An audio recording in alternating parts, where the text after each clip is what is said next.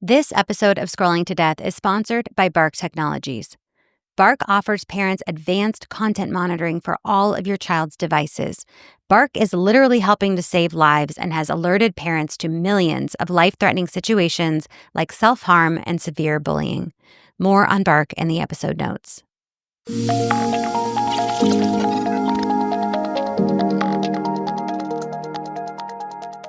Welcome to Scrolling to Death. Today I have Lauren Paer, Programs Manager for Fairplay's Screen Time Action Network. Hi, Lauren. Hi, Nikki. Thank you for having me. Of course. Thank you for being here. Tell me what that means, that you are the Programs Manager for Fairplay's Screen Time Action Network, and you might have to back up for parents and talk a little bit about Fairplay. Yes. So Fairplay is our parent organization. They're a leading watchdog for manipulative design in big tech. Last year, they were very focused on federal legislation, the Kids Online Safety Act. In the past, they have done many corporate campaigns. So one that was happening that I'm proud of around when I joined was Instagram had announced an Instagram for Kids concept that they were rolling out, and Fairplay organized a bunch of organizations to come together, put out a letter, say this is a terrible idea. Yeah. And after that, Meta announced they were pausing the project, and we believe that we had something to do with that. And again, I'm very proud of that because I think we can all agree that is a terrible idea. Last thing we need. Agreed. And then the Screen Time Action Network is sort of the grassroots corner of Fairplay. And we have about 3,000 people from all different backgrounds. So from mental health professionals, teachers, doctors, early childhood educators, lawyers, academics, youth, and parents who are trying to minimize excessive screen time in childhood and the harms of excessive screen time in childhood, and to keep kids safe when they are on screens. Yeah. And parents will ask me sometimes, like, how do I get involved? I want to do more than just making safer decisions in their own households and talking to their community. And I point them to Fairplay's work groups because I think that there's different topics. Talk about a couple of the different ones that are popular for parents right now. Yeah, currently we have 4.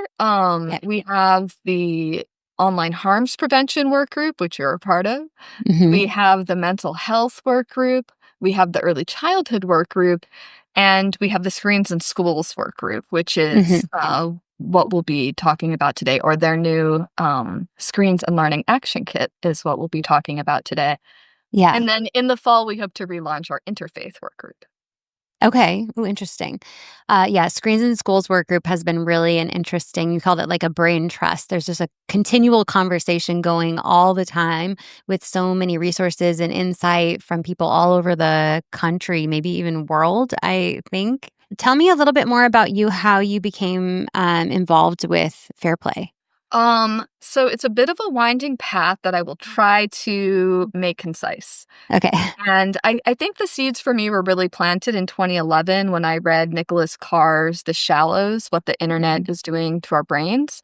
I was in my first career in finance on Wall Street in New York City at the time, and I didn't really dive into this until years later.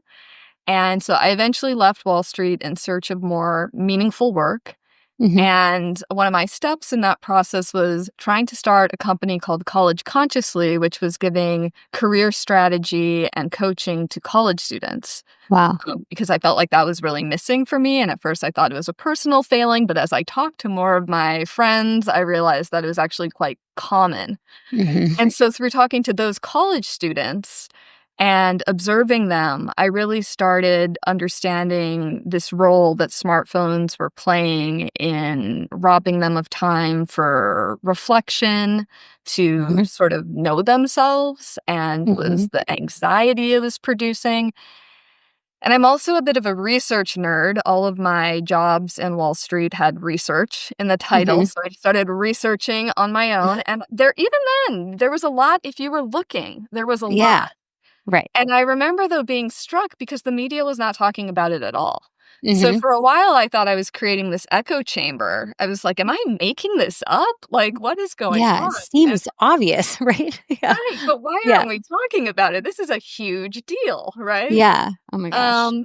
And then I still remember there was an article by Nick Bilton who had talked to Steve Jobs and Bill Gates about how they restricted tech for their kids, and I was like, "I am not making it up. I am onto something here." Yeah. Yeah. And so then I did some things locally in Hawaii. I worked for a state senator, and we worked to get a bill passed, a public information campaign, essentially. Mm. Mhm. Unfortunately, it was killed twice by the House Finance Committee. It did get through 3 of 4 committees, but it got killed the last time. We did get a Okay. resolution through. I did some parent education. I had a show on Think Tech Hawaii called Screen Time Reset. Yeah, I cool. connected with the Waldorf School and did some talks there and some parent education and, was on Mhm. their board for a while. So and then, I found the Screen Time Action Network. I volunteered for and the Screens in Schools work group was the Mhm. group that I was first a part of because I really believe that screens are one of the most not screens, excuse me, schools Mhm. are the most impactful, promising vectors for change. Mhm. Mhm. And, then a while later, Jean Rogers, our director of the Screen Time Action Network, let me know about this job opportunity that came up, and the rest Yeah. is history. Amazing. Wow, that's so interesting. And seeing the college students struggling when for them it really started in childhood, right? With the screen use. Yeah. Exactly, and that's I say it was sort of like a backdoor education and childhood development because I started with college, but then to your point, I realized it started earlier, Yeah. and then you realize a lot of them were getting phones in middle school at the time, now it's a bit Mhm. earlier.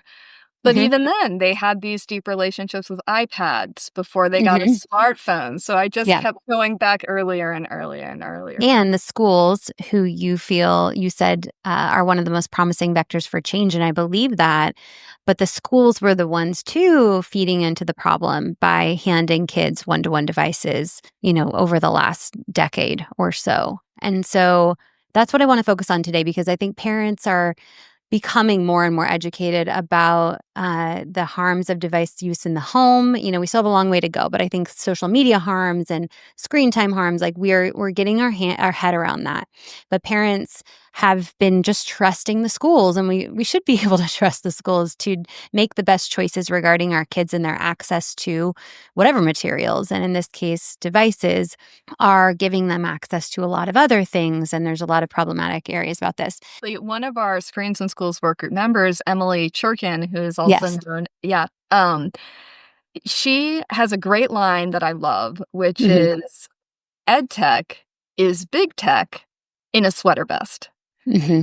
And it's exactly to this point that you're saying that the awareness about social media and big tech and how they manipulate children is the Hmm. awareness is so much higher, which is fantastic. Hmm. EdTech is kind of flying under the radar because they talk about education and they kind of Hmm. hide under that, but they Hmm. use many of the same manipulative design techniques in some of the Hmm. games. Some of them do.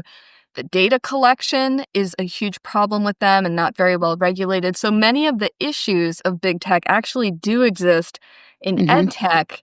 And we're hopeful that awareness will start rising as it Yeah. has social media and big tech. And I think parents are hungry for it. And I'll just back up and share that, when I found some concerning things on my kids and kids' friends' school issued devices at our public school, I started raising the alarm. I started speaking at school board meetings and sharing some of those experiences online with my parent audience. And I got hundreds, if not thousands, of messages from parents being like, I have the same concerns, or I'm also finding really weird things on their devices, or I don't want it at home at all, or I don't want them on YouTube on it. All of these things started coming at me. And I realized that parents are ready for resources related to ed tech, specifically school issued technology and all the platforms that are available on there. And so separate from Fairplay, I created a tech safe learning coalition, brought together all the resources because there are resources that exist already. And then you guys just launched the Screens and Learning Action Kit, which we're going to get into. but I wanted parents to have one space with everything from everybody, including Emily Churkin, in one feed, right? Where I think it's that's all of the amazing. resources. Yeah. So that's been what I'm trying to accomplish at techsafelearning.org. But I was so excited to hear just as we were launching, you guys launched your Screens in Action Learning Kit, and I pulled a lot from what you guys have and just linked to it from our page. And so I wanted to ask you some specific questions related to the resources so parents can get some education today on some of these topics that you guys educate on within your worksheets. And then I'll link to all of the detail that parents can get afterward, if that sounds good. Fantastic. Okay. So I have some questions I prepared, but also some parents started asking me questions regarding EdTech, and I thought we could try to address some of those today, if not find some resources for parents. That's the whole goal of my Tech Safe Learning organization is if I haven't figured it out yet, like we will help you in some way. So if I were to ask you straight up, does EdTech really facilitate learning? What would you say? I would say that EdTech is a broad spectrum Yeah. of apps. So Hmm. it is a little bit tricky in that it's painting with a broad brush. That Sure. said, I don't think there is evidence that it is working. If you actually look at test scores, they Yeah. have been declining in the last decade. And while one could argue, well, that's not all the fault of EdTech, there are various other issues that contribute. Hmm. If it was the amazing supercharged education that it sort of was promised to be, Yeah. you would not expect to see that. Mhm. And in addition, I like to cite UNESCO, the United Nations did a great report, their Education Monitor report, and I did Mhm. clip a little quote from it in Yeah. preparation of this. And it says, quote, "There was little robust research to demonstrate digital technology inherently added value to education," UNESCO said in its 2023 Global Education Monitor report. "Much of Mhm. the evidence was funded by private education companies trying to sell digital learning products. Their growing influence on education policy around the world was, quote, a cause for concern."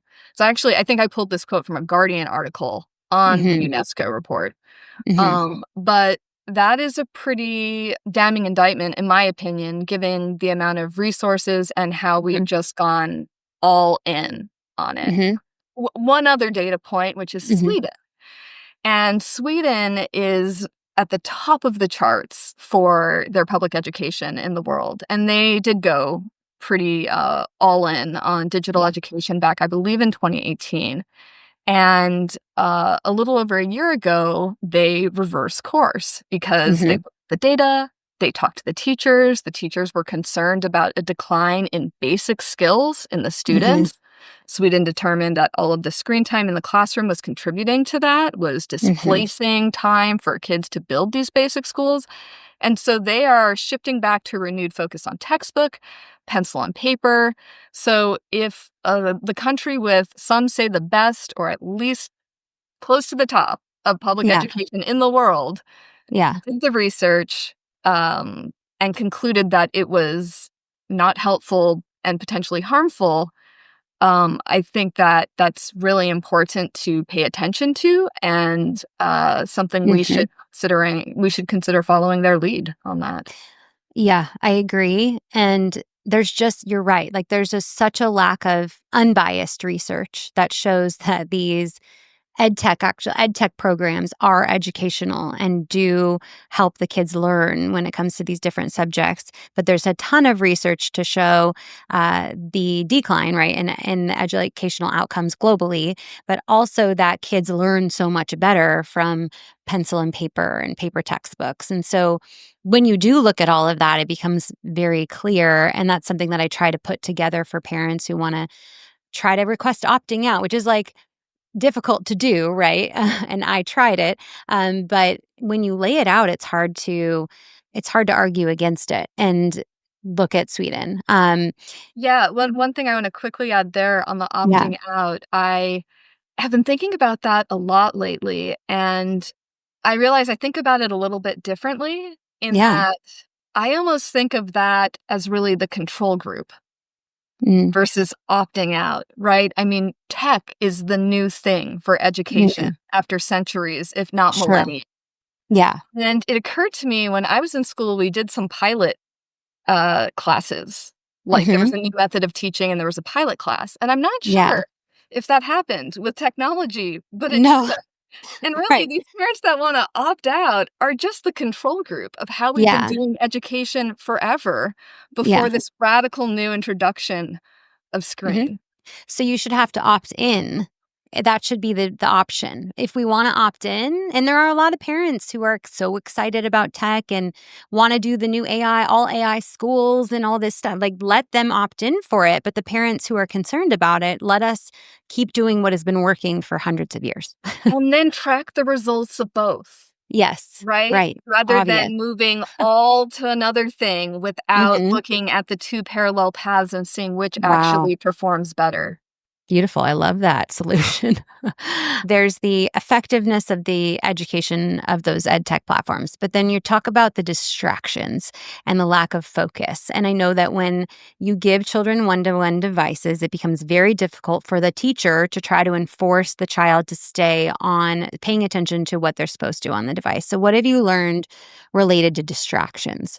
I mean, that is a huge problem, and Yeah. teachers will say that. I also I mean, I didn't mention back when I was, doing the advocacy in Hawaii, I Mhm. did start substitute teaching, in part to get a view of what Oh, was going on okay. in the classroom, and Uh-huh. I have to say it was impossible. I know some teachers maybe have a device where they can see what every kid is doing, but even that, how do you Mhm. monitor at the same time while you're trying to teach? But I did not have that, Yeah. and I would walk around the classroom occasionally, and it would be obvious to me that a child was doing something they weren't supposed to, but you're Mhm. not gonna, like, jump across the room, right? By the time you get there, you can tell that they're Mhm. clicking off of it, and Yeah. definitely we hear this, from our teachers too. It is very hard to tell what they're doing, and kids are smart, so they do things Mhm. like they will be basically doing message chatting over a Google Doc, Mhm. right? Yeah. So if you're just Yeah. quickly passing by, it looks like Mhm. they have a Google Doc open that looks plausibly like they could be doing a work, for school, but not Mhm. necessarily. So it's just very, very difficult. Yeah, because they're using devices that Apple iPads and Google Chromebooks, which were built for adults, built for having access to everything, the whole entire world and the whole entire internet, and then we're trying to lock them down with very minimal budgets given to the school districts.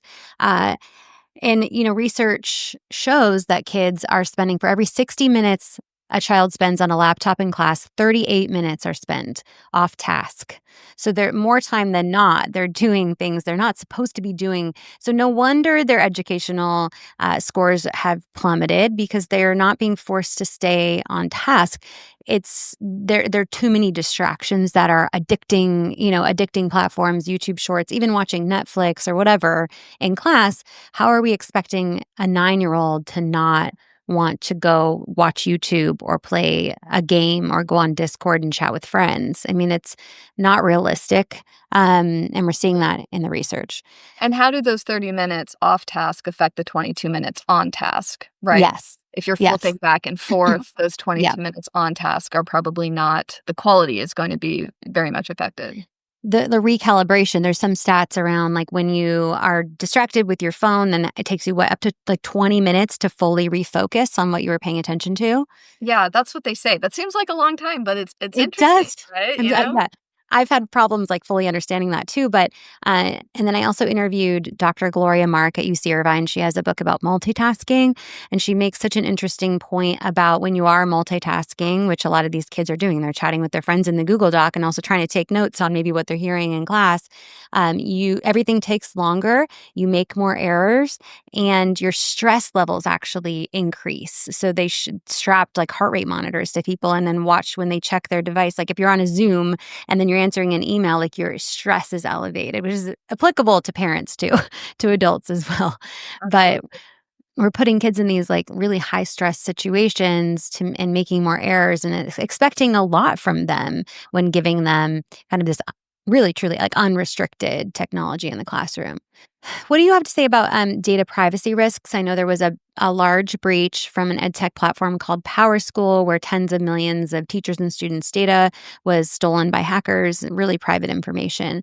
So, in your opinion, are these screens at school, safe related to data privacy? Clearly not, right? Right. I mean, Power Right. School is one of the biggest ones where you would expect them to have more Mhm. resources to put to Yeah. data privacy. They were still hacked.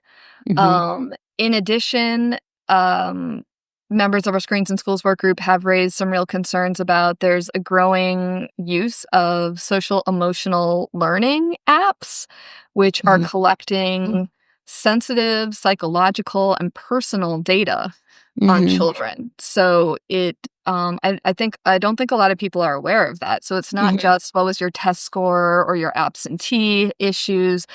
Also, some of the student data speaks to socioeconomic situations of the student. So Yeah. I say this all because when you piece it all together, you get much more of a surround sound Mhm. picture of a Mhm. child. And, what we've learned from how some social media have been, the attempts to manipulate elections or whatever from Mhm. all sides. These data points, when you add them all up, they're Mhm. really powerful what can be Yeah. done with them. And so Mhm. it's not the most exciting topic to a lot Mhm. of people, but it Right. is really very important. And the last thing I'll mention on it is something I find very concerning as well is that there's a private equity company, Vista Equity Partners, that Mhm. is vacuuming up a bunch of different ed tech products under Mhm. their private equity fund. Mhm. And Todd Feathers at the Markup did some really good work on this, I think in 2022. So people could Mhm. search for his article on it. But Okay. again, then you're getting the data from multiple different ed tech platforms and they can Mhm. combine it and, that is also I believe that is highly concerning. And the last Mhm. I already said the last thing, but one more thing I think is worth mentioning, which I don't Mhm. fully understand, but there are also these I kind of understand.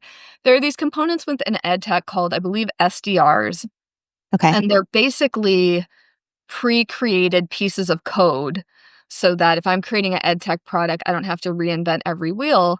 But Okay. these SDRs can siphon off the data to third parties in ways that aren't even necessarily disclosed in what the ed tech company says their privacy practices are. Because maybe Okay. they have certain privacy practices, but they're using these components from a Mhm. third party that have not agreed to those same privacy practices.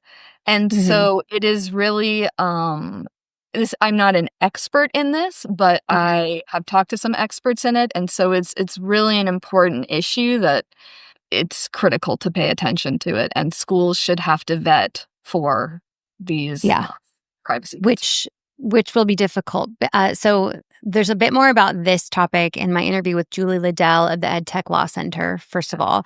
But you would be shocked to learn that your school has no idea what data is being taken from your child and shared with third parties. In fact, I have asked my school what data has been taken from my students in the public school system since they began. And I want a list of it and I want to know who it's shared with. I was given the most minimal information ever and told to go to the ed tech companies to make those requests. So then I went to the ed tech companies with the help of Julie, the attorney, and made those requests of those companies, and they point you back to your school. And Mhm. so it is seemingly impossible at this point to get accurate data. And just led to believe that they don't even know. They don't know. And that's your children's data. Like, the most valuable thing in today's economy, data, your children's data that should be protected under law is in no way even tracked on what's happening with it within the school programs. So, It's really shocking. And I'll just yeah. reiterate one more time that this now includes sensitive psychological information in many cases with the rise of social emotional learning apps and Yeah. products.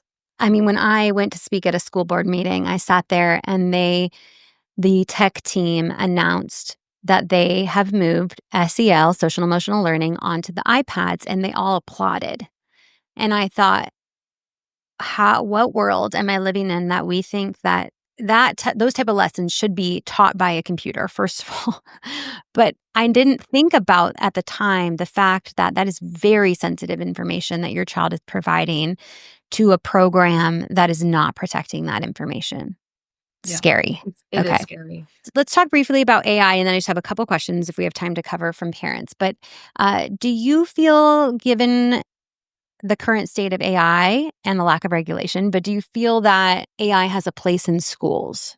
Personally, at this point, I do not, Mhm. just because it has not been proven yet. I That's also a tricky question. I mean, I suppose I could see on the administrative side, Sure. possibly Yeah. some automation of, Let's separate, like, should kids have access to AI programs on their individual devices? Let's separate that. personally, I don't believe so. Yeah. Okay. I think there Yeah. are, a bunch of risks. You have talked to some parents, and I haven't heard about this having happening in the school context, but AI Mhm. chatbots Yeah. Right. can say very concerning things and can go off script. Mhm. I'm also just incredibly concerned about AI displacing children's opportunities to practice basic skills. Like if you're Right. talking about writing, for Mhm. example, Mhm. it's really important. It's hard to write and it's hard for children to write, but that's an Mhm. important process to go through to get a better idea of your thoughts, to be able Mhm. to communicate them effectively. And if you are Mhm. outsourcing that from the onset, Yeah. um, that I think that that could have massive implications for the ability to really form their own thoughts and communicate Mhm. them. And Totally. on top of that, that's writing. Something that was really concerning to me. I remember at the Children and Screens conference 2 years ago, Mhm. there was a presenter on AI, and he was talking about a survey that they had done, and most students and maybe even teachers and parents agreed that it was cheating to have an AI write an essay for you, but they didn't consider it cheating to have it come up with the idea on what you should write, which was like shocking and very concerning to me because coming Yeah. up with ideas, I mean, that is like core to our humanity and thinking and learning, and to Yeah. outsource that, Mhm. I think that leads us down a very dark path. Yeah, and this is a harder one because we don't have decades of research or even a few years of research to point to when parents ask, they give concerns about AI programs used in school, and I want to create a template for them that points to the research that it can be harmful, and it's a little harder. It's more anecdotal, it's more individual stories. It's the AI chatbots, which aren't so much appearing in the classroom setting. Is some research coming out, I'll just say, Okay. from that Okay. great Screens in Schools listserv. There have been a few studies. One was showing that it's Okay. useful for summarizing, but not for some of the other tasks that it's Okay, used for, I'll check. I will grab those, from their email list. there's not a lot of Yeah. research. You are right. One example that comes to mind is I interviewed the founder of 2 Hour Learning, which is a model that has AI, personalized AI education for 2 hours every morning, and then so they're on the computers with an AI guided educational model, and then they do life skills workshops in the afternoons that are more in person. But I was concerned about this model because starting in TK, you are putting kids on a screen for 2 hours with TK. AI. Yes. She was very excited to announce that it had just rolled out for TK. Um, so, I asked her if they have libraries, if they have paper books so the kids can read from paper. And she said, yeah, we have libraries and they're really cute and all. But would a little boy rather read a story that he can't relate to at all? Or would he rather read a story that was created by AI that connects with his life, that he loves baseball and his grandma and swimming. And so a story that was personalized to his life. What's going to get him more excited about reading? The paper book or the one that was personalized to him specifically? And I just thought that, and the way that the program moves, it's all like personalized to you, and it's super engaging and kind of understands if things seem boring and brings up. So I just felt like how is that gonna play out in real life, in adult life? Because life is not gamified, life is not personalized, life is not all about you, and those lessons are important to learn that. And so, Absolutely. yeah, that's what came to mind for me. What is your reaction to that kind of program? I completely agree with you. I Mm, think that part of school is learning to pay attention even when it's not yeah. super engaging or completely tailored to you, that's an important skill, right? Mhm. Like focusing on something when it's kind of boring to you Yeah. is something we have to do in life and is important. And I Mhm. would also add there's a lot of discussion about sort of the way social media pushes us all to be more narcissistic and think only of Mhm. ourselves. And Right. that kind of pops to mind when you Yeah. say that. Perhaps Mhm. this boy would be learning about empathy when reading a Mhm. story about someone from a life that was very different than his own, versus Mhm. by making it all about him and just reflecting his Mhm. life. It's Yeah. really not pushing him to try to relate to anyone different and kind of Mhm. keeps up this "it's all about you" um, Mhm. orientation. And it's interesting too, I interviewed Dr. Susan Lin, who's the previous executive director, right, of Fairplay, and she the founder of Fairplay, sorry, and she, her book made some really interesting points around giving kids room for creativity. So when you're reading a story and you don't have pictures and it's not something that like each kid in their own brain is going to visualize such different things and be able to be creative in those visualizations. Where if you give them something that they already know all the players and the characters in the story, it doesn't give them that room for creativity.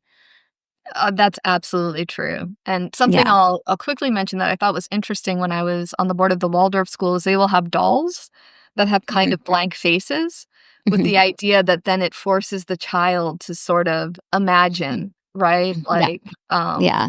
so yes, there is a lot to that visual Mhm. creativity and visualizing that's Yeah. really important for children that Yeah. many adults might not realize. And many kids, I think Dr. Lynn said, like, many kids will end up they will become every character in different ways, and they'll find out new things about themselves through being able to do that. But at Waldorf, we toured Waldorf for our kids, and we went into the early childhood program, and I saw those dolls, and I thought that was so interesting because, and Dr. Lynn makes that point, like you play with a Elmo doll, like, you know what Elmo sounds like and looks like and his friends, and you know his whole world. There's no room for creativity with playing with an Elmo doll. Anyway, this is a side note, but I just find that topic so fascinating. I definitely recommend Dr. Lynn's book. What was it called again? My Um, book's stack is not here. who's raising the Who's raising the kids? Yeah. Yeah. Yeah. And I might butcher this quote a little bit, but the last thing I'll say on this topic is one of our early childhood work group members likes to repeat a quote that is something like, interesting toys, boring kids, boring toys, interesting kids. To exactly this point, right? Having Yeah. simpler, less exciting looking toys actually puts that imaginative work on the child and can be really beneficial and make the child more creative and more interested. Yeah. Popping in here to tell you about the best phone for kids, and that is the Bark phone. If you don't want your kids signing up for social media, an iPhone is not going to do it. They will find their way around the parental controls. The Bark phone starter plan comes with talk and text only. If and when you're ready to start integrating social media access or more apps, there are advanced plans available that offer social media but not without your approval. Plus, the Bark phone has advanced content monitoring, which will send you alerts of potential dangers. If your child already has an iPhone or an Android and you don't want to switch it up, please layer on Bark parental controls as a baseline. You can set screen time rules, block certain websites and apps, get alerts, and a ton more helpful options for parents. Also, check out the brand new Bark Watch. Okay, let me see if we have a couple of these questions from parents on Instagram, which we can address quickly to close this out. Okay, so somebody asks, what age, if any, should kids start using tech in schools? What would you say? Oh, that is a hard one. I don't know that I'm well qualified to answer it. I Okay. know we believe that one-to-one devices don't have a place in elementary school, Hmm. that and, middle school is debatable. I think that very short targeted group experiences can be a little better, and again, it's can get a little bit blurry what is even meant by EdTech, but I'll give a very quick example from when I was Mhm. a substitute teacher of a kindergarten class. We were doing letters and sounds, and there were these 2 or 3 minute videos that would go over a sound, and there'd be like a Mhm. cartoon picture if it was like at, right? And there's a Mhm. cat and a rat, and it would make a little story. The kids Yeah. would laugh. We would watch it on the big screen, so they were sitting down next to each other. And that was like a use that I felt comfortable with. And that's Mhm. very early, right? That's kindergarten. So I feel like Yeah. these targeted, Mhm. short group Mhm. uses Yeah. can have a place even early, but it's a slippery slope, and certainly for Mhm. one-on-one or these ed tech apps, Mhm.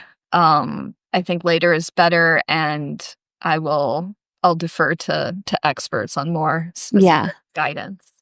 Yeah, and I think that no one is really arguing like teachers having access to a device to show a video or some kind of supplementary to something supplementary to their teaching.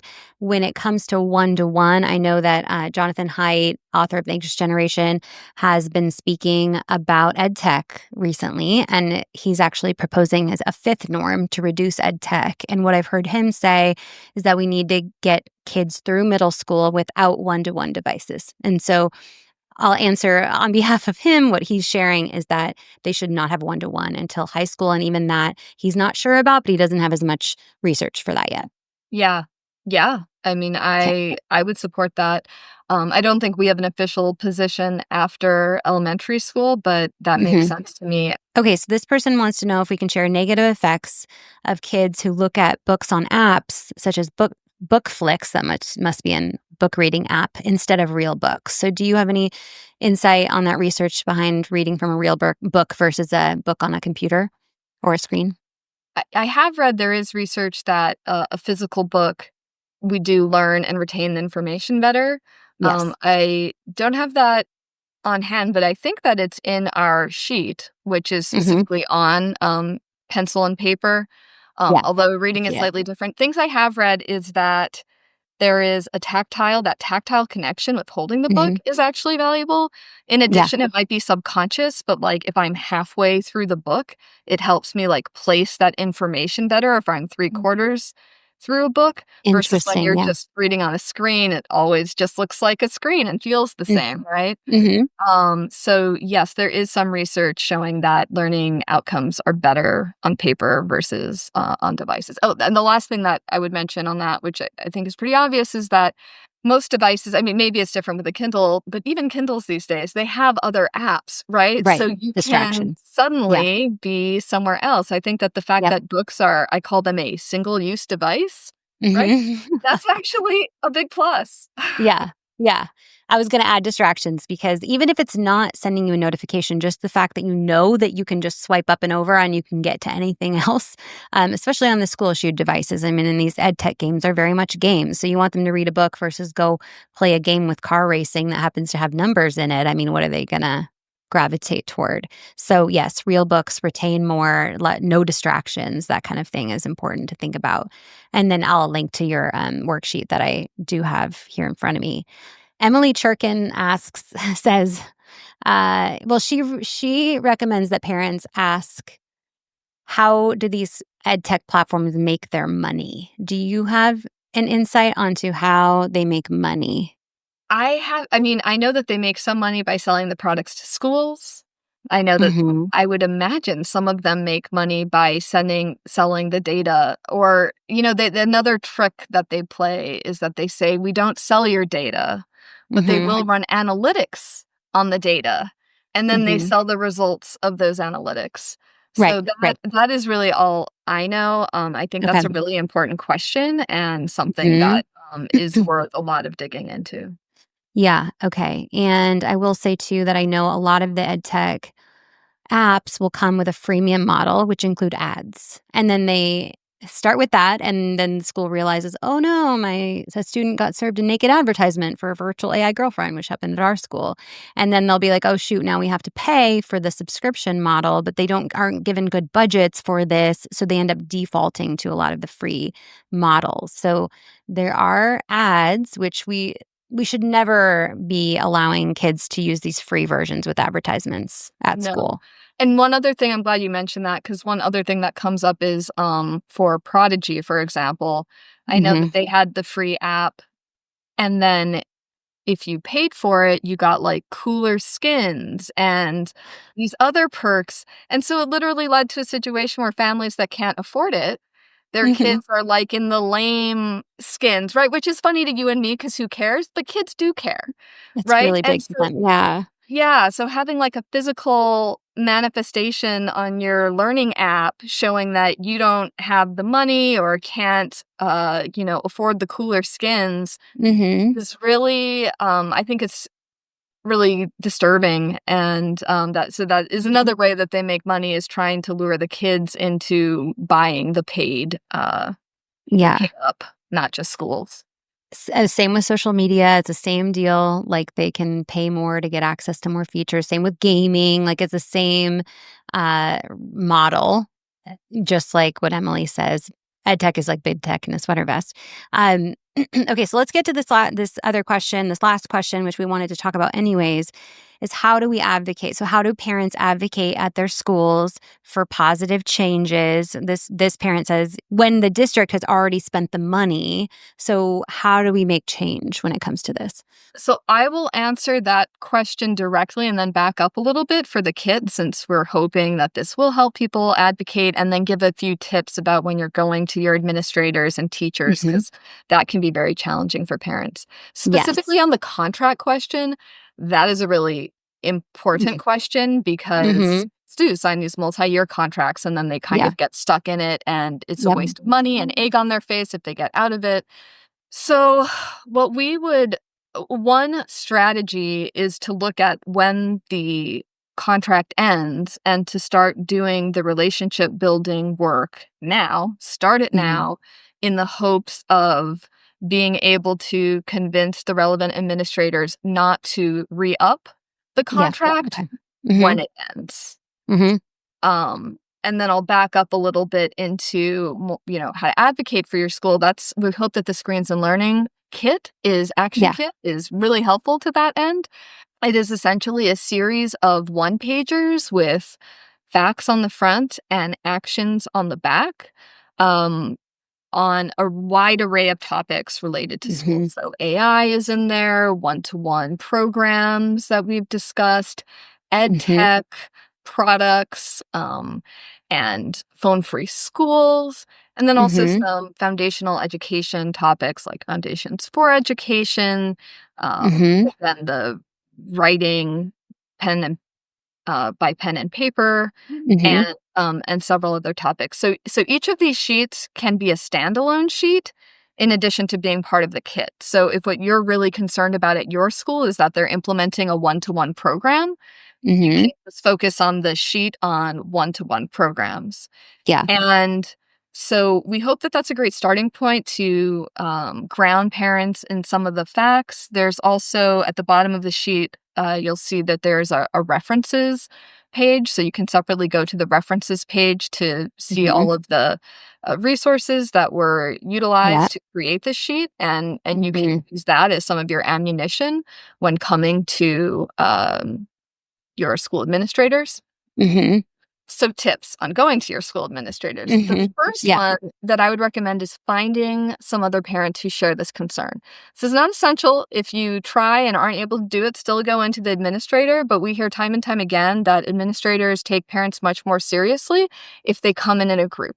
That could even be Yeah. like 3 parents. That doesn't mean you have to Yeah. corral 20 people, right? Right. And so we Mhm. also hope that these sheets could be useful in helping to bring some other parents on board, right? If you, again, have a couple of concerns, maybe you're concerned about ed tech products and one-to-one programs.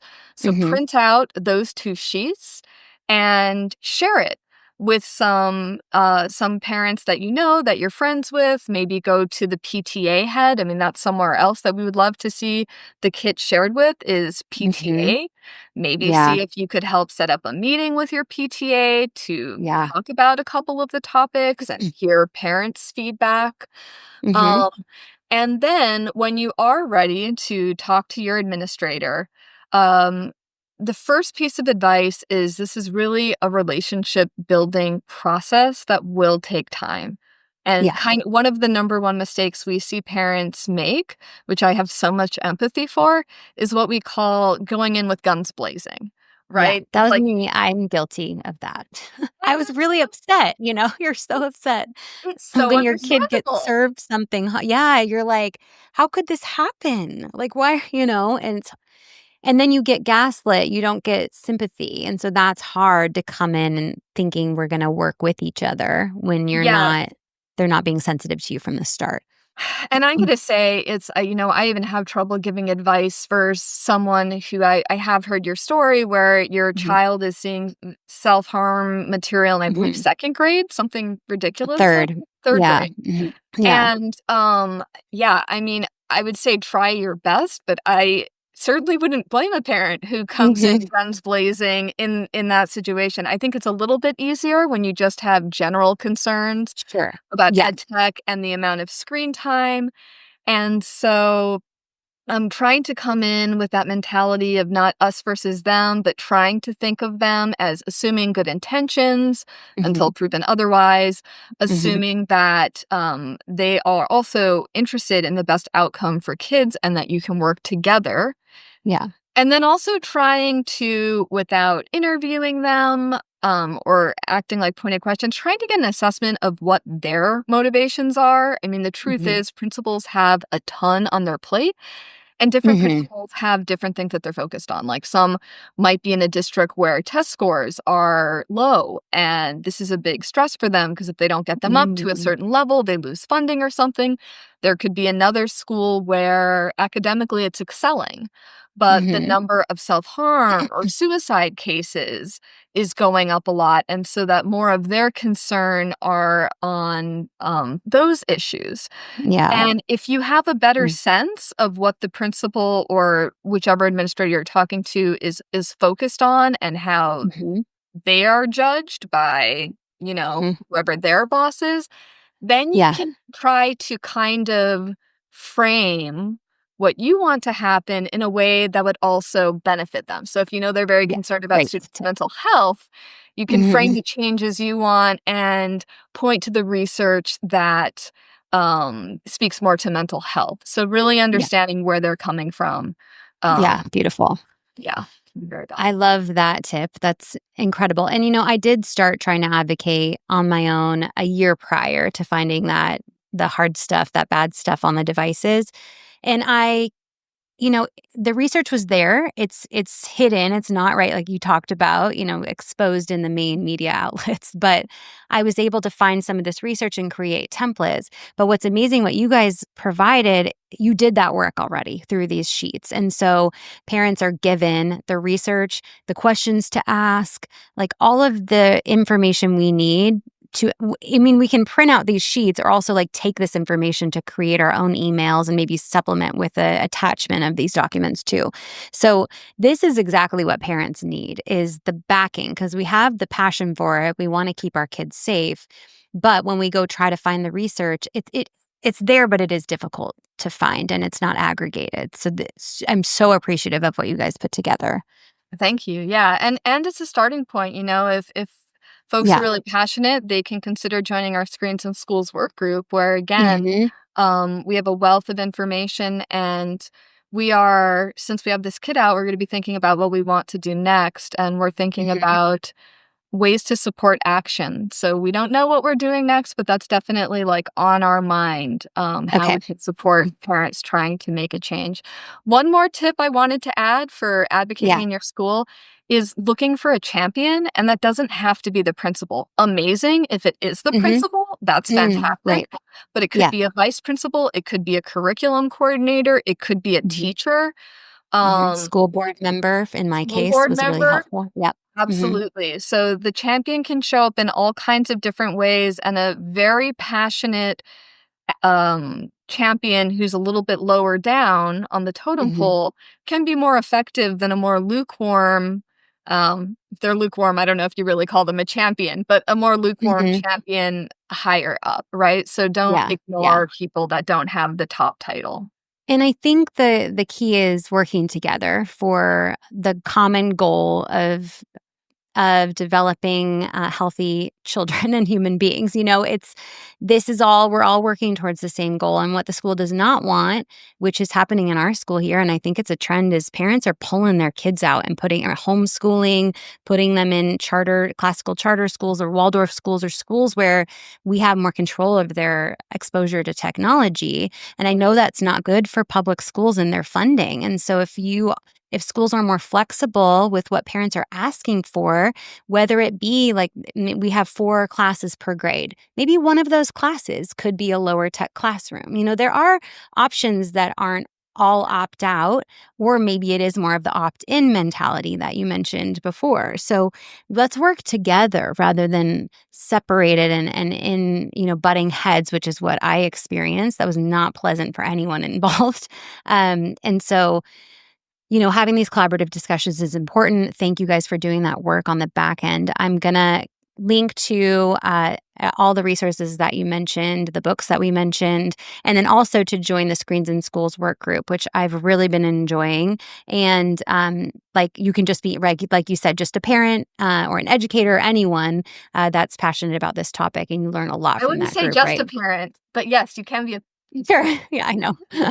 I don't have um, letters behind my name. I'm not a teacher. This uh, affects everybody.